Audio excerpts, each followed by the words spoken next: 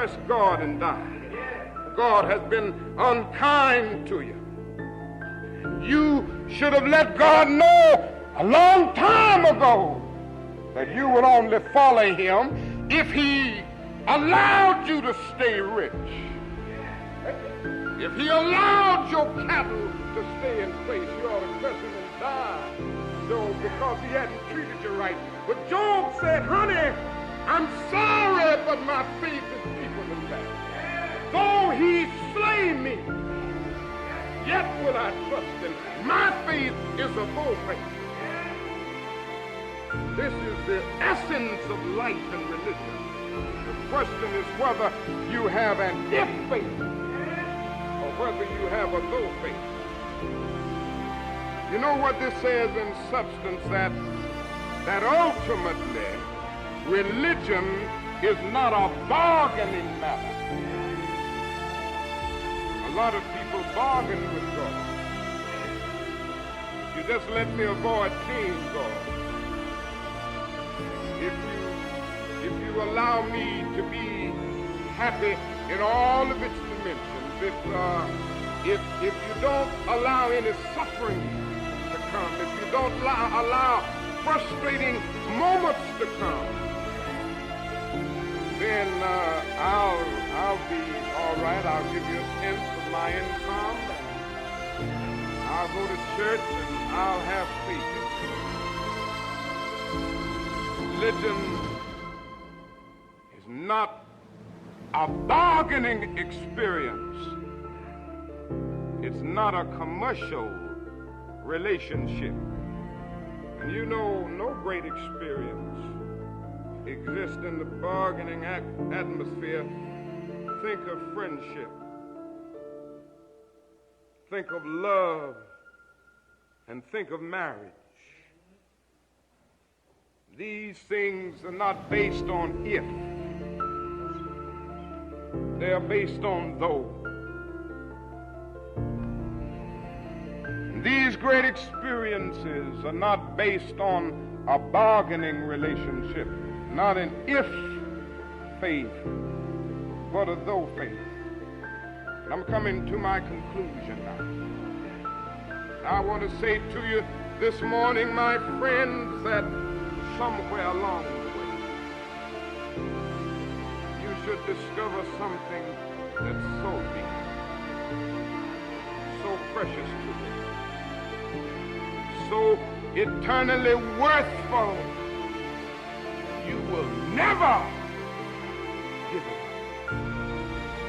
You ought to discover something. You ought to have some great faith that grips you so much. You will never give it up. Somehow you go on and say, I know that the God that I worship is able to deliver me. But if not, I'm going on anyhow. I'm going to stand up for it anyway. What does this mean? It means in the final analysis, you do right not to avoid hell. You're doing right merely to keep from going to something that traditional theology has called hell.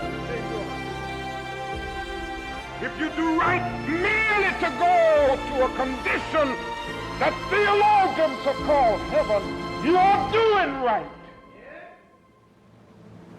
You are doing right to avoid pain and to achieve happiness and pleasure, then you are doing right. Ultimately, you must do right because it's right to do right. You got to say, but if not. You must love ultimately because it's lovely to love. You must be just because it's right to be just. You must be honest because it's right to be honest. This is what this text is saying more than anything else. And finally, you must do it because it has gripped you so much that you're willing to die for it if necessary. I say to you this morning, if you have never found something so dear and so precious to you that you will die for it, then you aren't fit to live. You may be 38 years old as I happen to be. One day, some great opportunity stands before you and calls upon you to stand up for some great principle, some great issue, some great cause. You refuse to do it because you are afraid. You refuse to do it because you want to live longer. You're afraid that you will lose your job, or you're afraid that you will be criticized, or that you will lose your popularity. Are you afraid that somebody will stab you or shoot at you from your house? So you refuse to take the stand. Well, you may go on and live until you are 90, but you are just as dead at 38 as you would be at 90. The cessation of breathing in your life is but the belated announcement of an earlier death of the spirit. You died when you refused to stand up for right. You died when you refused to stand up for truth. You died when you refused to stand up for justice. These boys stand before us today. And I thank God for them, for they had found something. Fiery furnace couldn't stop them from believing. They said, throw us into the fiery furnace. But you know, the interesting thing is, the Bible talks about a miracle. Because they had faith enough to say, but if not, God was with them as an eternal companion. This is what I want to say finally. There is a reward if you do right for righteousness' sake.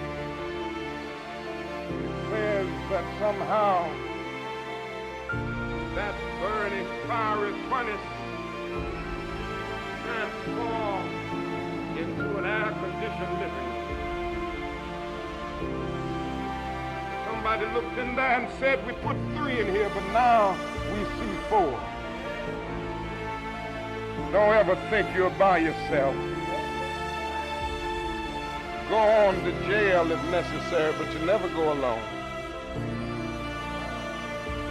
Take a stand for that which is right.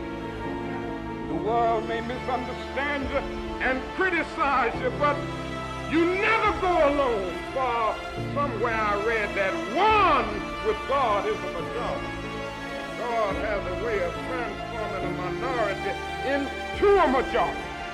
Walk with him this morning and believe in him and do what is right. He'll be with you even until the consummation of the ages. Yes, I've seen the lightning flash. I've heard the thunder roll. I felt sin breakers dashing, trying to conquer my soul, but I heard the voice of Jesus saying, still to fight on. He promised never to leave me alone. No, never alone. No, never alone.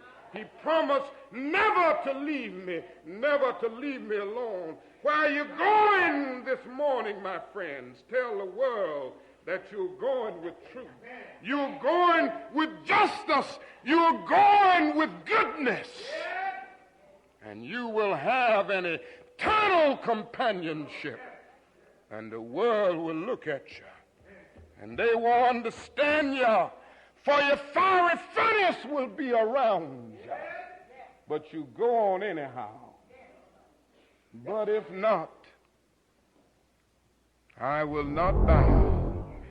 And God grant that we will never bow before the gods of evil.